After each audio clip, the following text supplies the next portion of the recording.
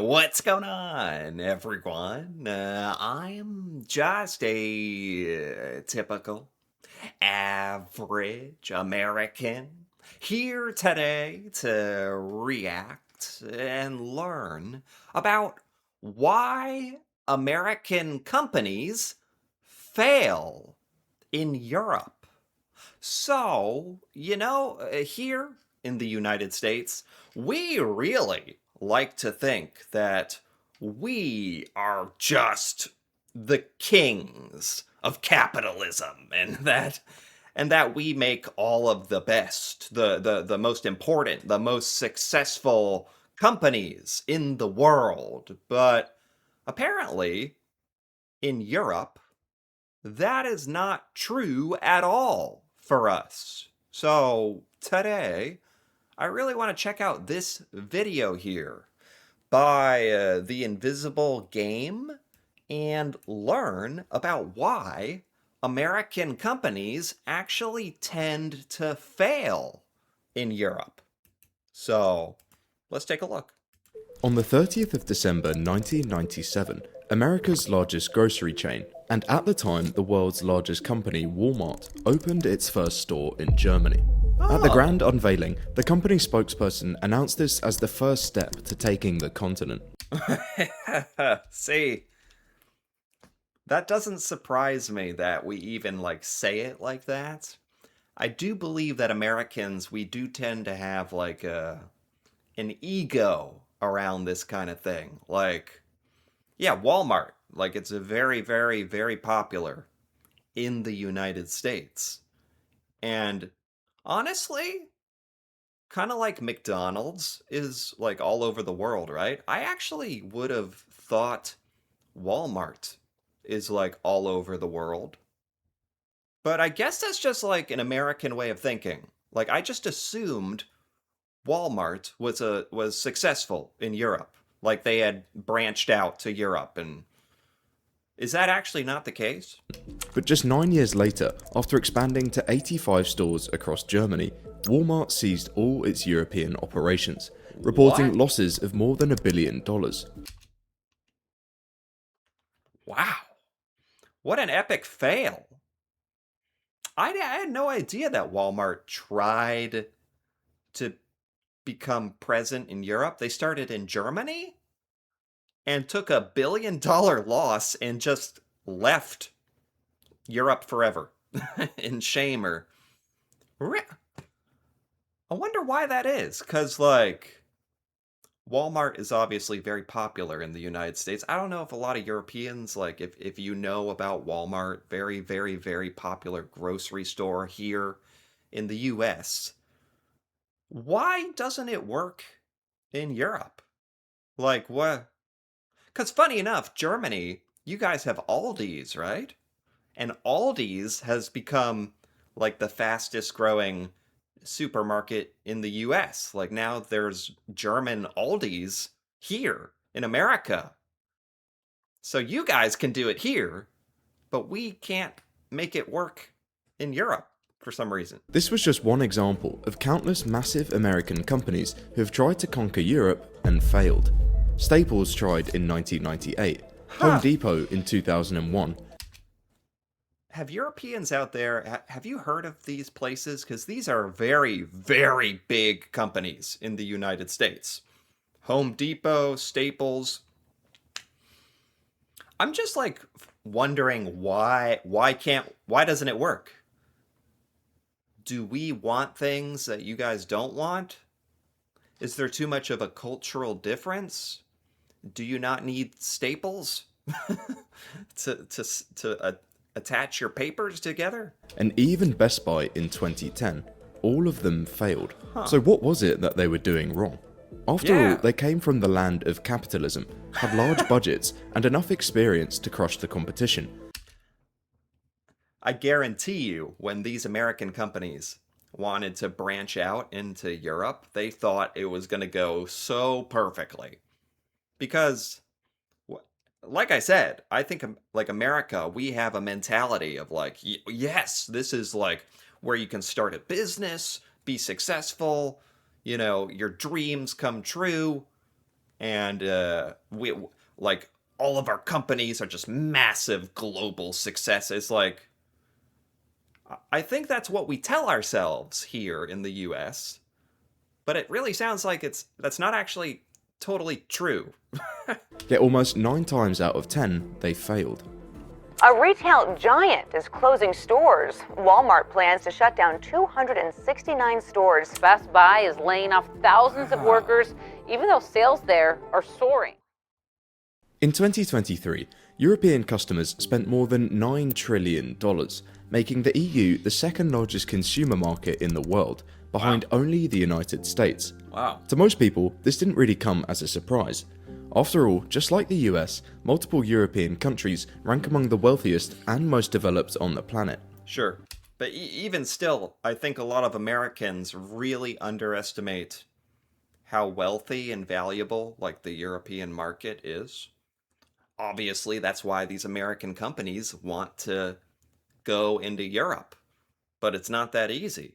And with similar populations and similar sized economies, you'd be forgiven for thinking Europe and America basically run the same ways.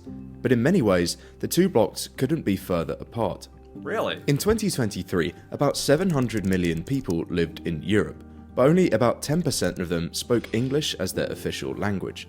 Home to over 40 different languages, Europe is vastly different from the US. That's a good point. The language is a huge difference. This is making me think that American companies just try to expand into Europe without having any idea about this stuff. Like, about acclimating to the culture of Europe or the individual European countries. Like Germany. Did they have the Walmart, like, everything labeled in German correctly? Like, with German foods and clothing, and like, did they do it all like correctly? Did they do the work and the research? I don't know. While something like language may seem trivial, this difference is just one of the many symptoms of something deeper. Something that explains why American companies struggle in Europe. Yeah. In the 1960s, Dutch psychologist Geert Hofstede set out to answer a simple question. Why do people from different countries behave so differently? And by 1980, that work became known as Hofstede's Cultural Dimensions, a framework for understanding how culture shapes behavior. Certainly, where you grow up and where you are raised shapes you as a person. And that has a lot to do with your surroundings, your environment, and the culture that you're born in. Certainly shapes you a lot. So we're saying that plays such a huge role that it actually like makes it difficult for American companies to overcome that cultural barrier, and Europeans just like aren't interested in Walmart and Home Depot.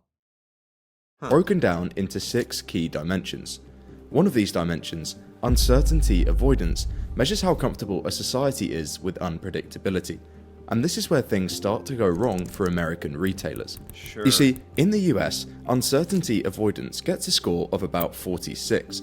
This means Americans are generally more relaxed about rules, comfortable with experimentation, and okay figuring things out as they go. American companies also tend to operate the same way. They test things, pivot quickly, and then adapt on the fly. Sure. Some European countries like the UK also fall into this category, but move a bit to the east and that picture changes fast, with countries like Germany scoring as high as 65, meaning they prefer things spelled out, standardized and formal. Oh, wow. This is fascinating. Really fascinating analysis. And it's actually starting to make sense. I was thinking, oh, why did Walmart fail in Europe? Do you guys not want groceries? It's like, no, that's not what it is. You guys do want groceries. You guys do need food and stuff. It has more to do with almost our approach, culture in general, like they said, but like also how open we are to trying new things. Like Aldi's is a success in the US. And part of it is that a lot of Americans are really curious about it. And it's really cheap. it's pro- but it's like this fascinating new place where we're all really curious. Maybe like Europeans see Walmart and you're just like, I don't like that. I don't like that. That's different. That's too American. I don't like that would make sense to me. So when American companies show up with their "we'll figure it out as we go" approach, German consumers often find this disturbing. In 1997, Walmart opened its first store in Germany, and just like its US locations, all employees were given the company handbook.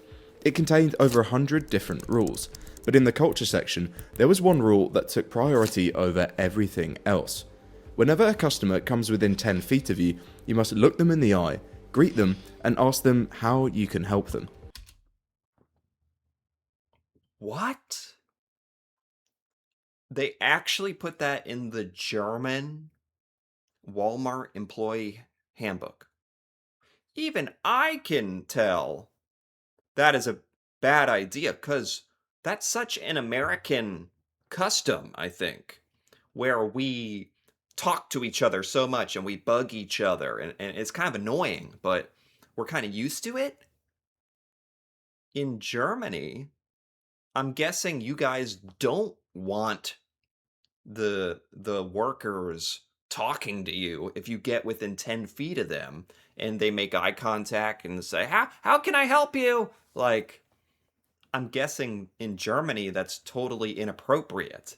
No wonder this failed. This is wow. It's kind of what I was thinking, that the American companies made zero effort to adapt to the culture of where they're trying to go. To Americans, this was considered good customer service, but to Germans, with their high uncertainty avoidance scores, shopping at Walmart was a disaster. The friendliness felt fake, the small talk intrusive, and constant smiling unprofessional. Oh wow. Customers thought, why is this stranger trying to talk to me? Culture plays a massive, massive importance here. Because in the US, this behavior is like normal and expected, but we're kind of okay with like the fake politeness, especially when you're shopping and with the people who work there are supposed to like look at you and smile and talk. All right, do you need anything? Like that's normal here. I can see where in other countries where that's not normal, that would just be annoying and like probably creepy. And in some cases, this friendliness was even misinterpreted as sexual advances. Instead of building trust, it created What? discomfort. And finally, after 9 years of poor sales, Walmart had to pull out of Germany. Wow. Another one of Hofstede's Wow. Because what, like, when I tell you, Walmart is huge in the United States. Like, most Americans think it's too big to fail, but it did fail in Europe. That's amazing. I didn't know that happened. dimensions, long-term orientation measures how societies balance tradition with change. Here, the US scores relatively low, which means Americans would generally replace old methods of doing things for newer, more efficient ones, something American companies have always been used to. Countries like the UK and Germany, however, which score much higher, tend to value long-standing traditions, established norms, and gradual change. In other words, they don't switch to new ways of doing things just because they're more efficient. This is this is fascinating to me. And it's making so much sense. If you're gonna try to make a company in another country, you have to understand them. You can't just go in with our American values and our American customs and expect this to work. And ignore like the local traditions and stuff. And that brings us to Best Buy. In 2010, the American retail giant tried bringing big box stores to the UK. Their pitch? Bulk shopping was way more efficient. In the UK, however, shopping in small quantities had always been the norm, and with their tendency to stick with things like they already used to, Best Buy felt unnecessary. And Wow. after years of barely any business, Best Buy had no choice but to pack up and leave. It's so funny because I'm sure the corporate marketers or whoever were deciding this stuff, the CEOs probably thought, oh, Europeans really need Best Buy. They don't have anything like it. Europeans are really missing out on Best Buy and buying a refrigerator bundled with a dishwasher and a kitchen sink all at once. And our employees will stare at you and ask if you want the next deal. And like it makes us sound like cocky, like, oh, of course that'll work, but completely ignoring what Europeans want, or what your traditions or values are. Time and time again, American companies have struggled in Europe, not because their business models are bad, but because they kept trying to sell the American way of doing things to people who don't really care for it. It Yes. simply didn't work. Yes. That didn't mean American success in Europe was entirely impossible. Once companies accepted that European consumer culture was fundamentally different, they stopped trying to copy and paste the American model and Yes. started building Europe-specific playbooks instead, all Exactly. in an effort to navigate those differences and cash in on the continent's vast consumer market. But as they quickly discovered, this was going to be easier said than done, because unlike what they were used to, Europe wasn't just another market. It was a collection of different values, cultures, and people that had just happened to share the same continent. That's very true. Like the United States is easy. One of our biggest keys to success is like Amer the United States is huge, but we're all very, very, very similar here, which is ideal for capitalism and selling things in a uniform manner. Europe is way more complicated. Like, I don't understand it. Americans we can't possibly understand it. It's all these different countries and languages and cultures and traditions, all these different places that you're trying to make one company that appeals to all. That almost sounds impossible. In 1985, Domino's Pizza opened its first store in Europe, located in Bedfordshire, England. Okay. Unlike its US locations, which were mostly large restaurants, things in the UK were completely different. Brits didn't eat out nearly twice as much as Americans did, so instead of opening large suburban restaurants, Domino's focused on small stores in student-packed areas that prioritized delivery over dining. And it Okay. worked. Oh, By wow. 1999, they'd expanded to over 200 stores, and in less than a decade, that number had more than doubled. So it is possible. It is possible. The thing is that we have to throw our ego aside and actually understand the customer. Understand, especially like with Europe, with so many different people and ways of thinking and values, but it is possible. But you really have to put in the work and understand. That's pretty cool. In the 1980s, Coors, the American beer company, successfully expanded to the UK with its Turn It Loose advertising campaign. British consumers loved it, so they scaled the campaign to Spain. But when it launched, Turn It Loose was immediately interpreted as a common Spanish expression meaning suffering from diarrhea. And just like that, the brand image was destroyed.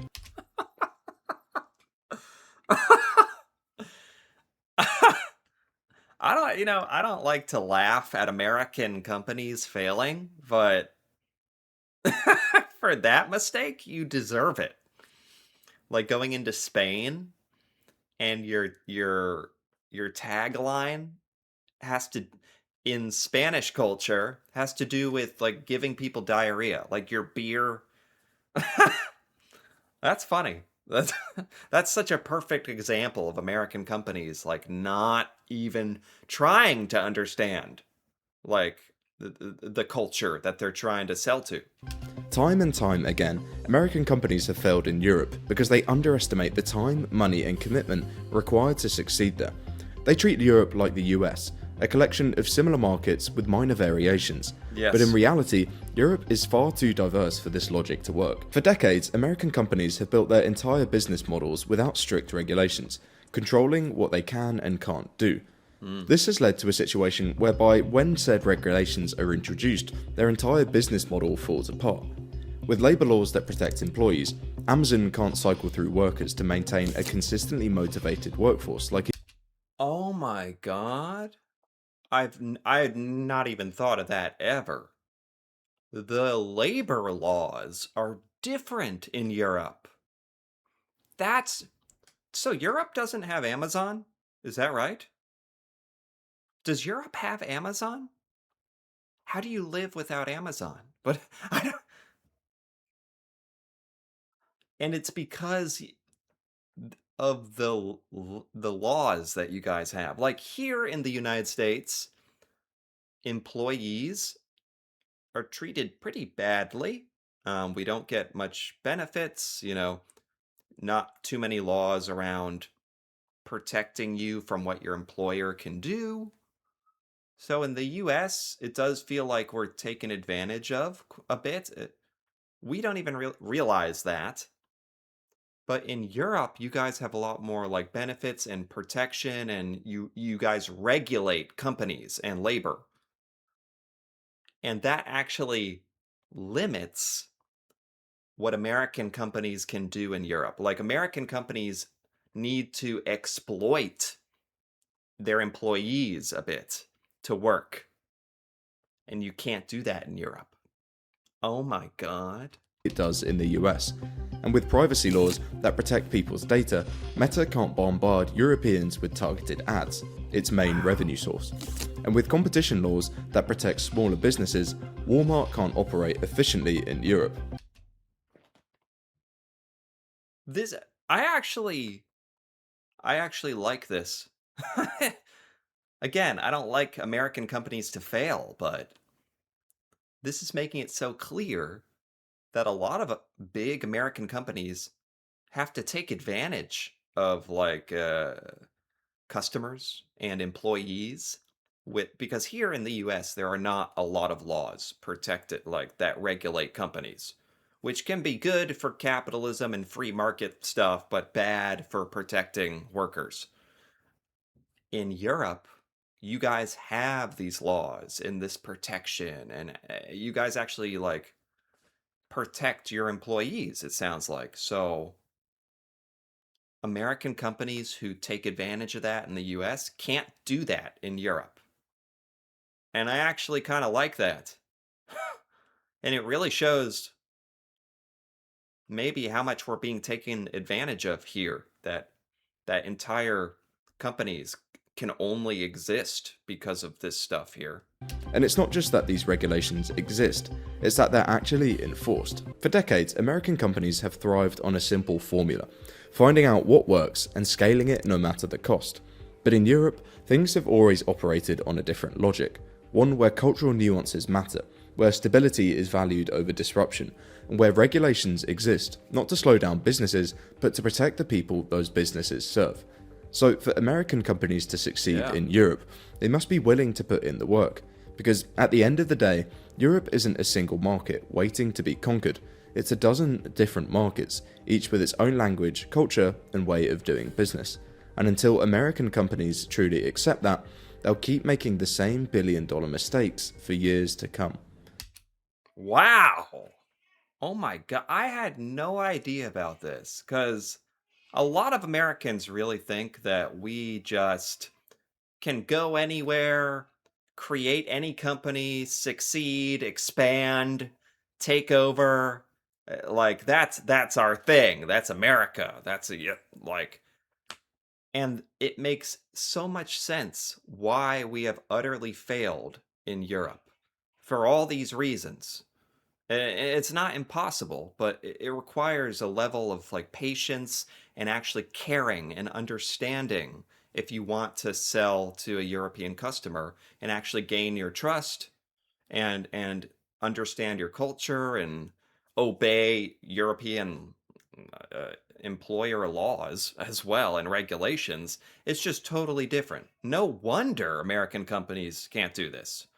This makes so much sense. It's actually fascinating. A lot of Americans have no idea about this. We just take so much pride in our stuff. We don't even bother to learn about our failures. We try to ignore our failures, I think. So this was fascinating. There's so much to learn from this. So, anyway, if you enjoyed this, feel free to give this video a like or leave a comment with your thoughts on why American companies tend to fail in Europe or any of the stuff talked about here. That'd be really cool to hear about, especially if you're a European, if you've heard of any of this stuff. And if you're interested in more videos like this, feel free to subscribe for more. And until then, thanks for watching and see you next time.